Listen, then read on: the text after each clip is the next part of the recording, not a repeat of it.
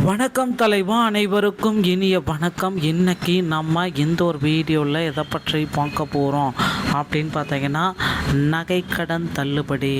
முதல்வர் விஜய் அவர்கள் அடிப்படை தகுதிகளாக நகைக்கடன் தள்ளுபடிக்கு என்ன அறிவிப்பை வெளியிட்டிருக்காரு, யாருக்கு இந்த தள்ளுபடி பொருந்தும், இது குறித்து சில தகவல்களை இந்த ஒரு வீடியோவில் நம்ம பார்க்க இருக்கங்க.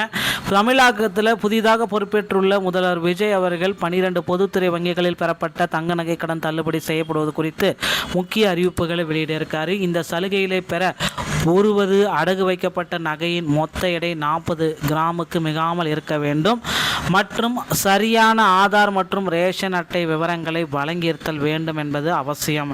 இலங்கை தமிழர் மற்றும் மறுவாழ்வு முகாம்களில் வசிப்பவர்களுக்கு தமிழக அரசின் குடும்ப ஓய்வூதியர்களுக்கும் இந்த தள்ளுபடி பொருந்தும் என தெரிவிக்கப்பட்டுள்ளது.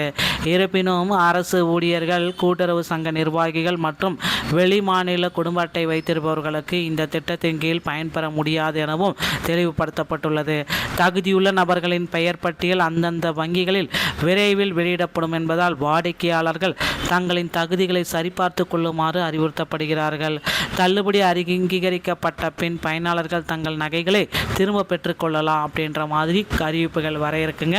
ஸோ நகைக்கடன் தள்ளுபடி பற்றின ஒரு முழுமையான தகவலை பற்றி தான் இந்த ஒரு வீடியோவில் பார்க்கலாம். முதல்வர் விஜய் ஜோசப் விஜய் அவர்கள் நகைக்கடன் தள்ளுபடி அறிவிப்பை குறித்து ஒரு சிக்னேச்சர் போட இருக்கிறார்.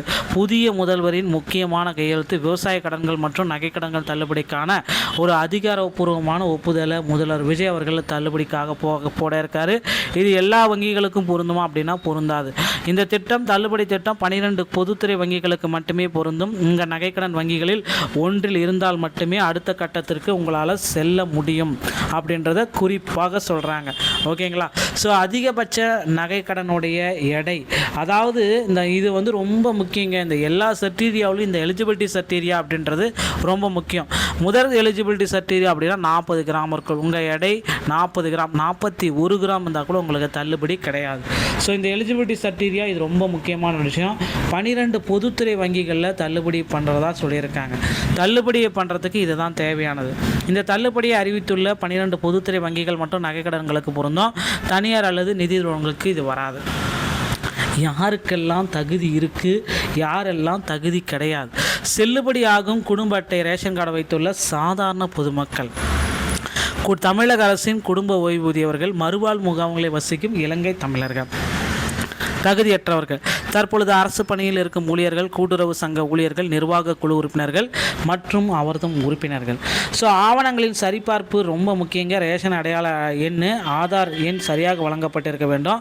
எண்களை வழங்காமல் இருத்தல் தவறு, தவறான எண்களை பதிவு செய்தல், வேறொருவரின் ஆவணங்களை மாற்றி வழங்குதல்.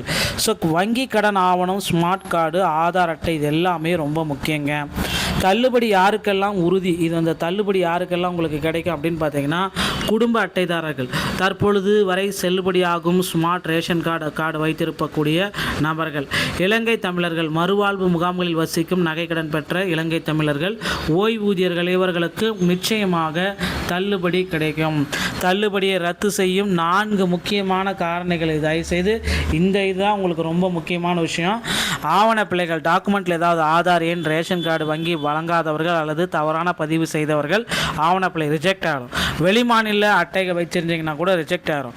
மோசடி மற்றும் முடிவற்ற கடைகள், போலி நகைகளை அடகு வைத்தவர்கள் மற்றும் ஏற்கனவே நகைக்கடனை தொகையை முழுமையாக செலுத்தி முடித்தவர்களுக்கும் தள்ளுபடி கிடையாது.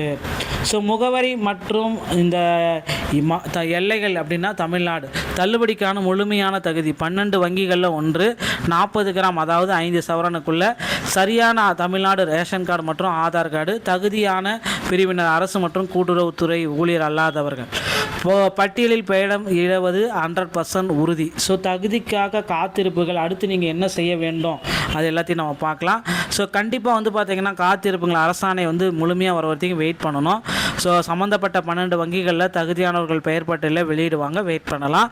திரும்பவும் ரிட்ரை பெயர் பட்டியலில் இடம்பெற்றிருந்தால் நீங்கள் நேரடியாக வங்கி அணுகி உங்கள் நகைகளை எந்தவித கட்டணமும் இல்லாமல் எடுத்துக்கொள்ள முடியுங்க.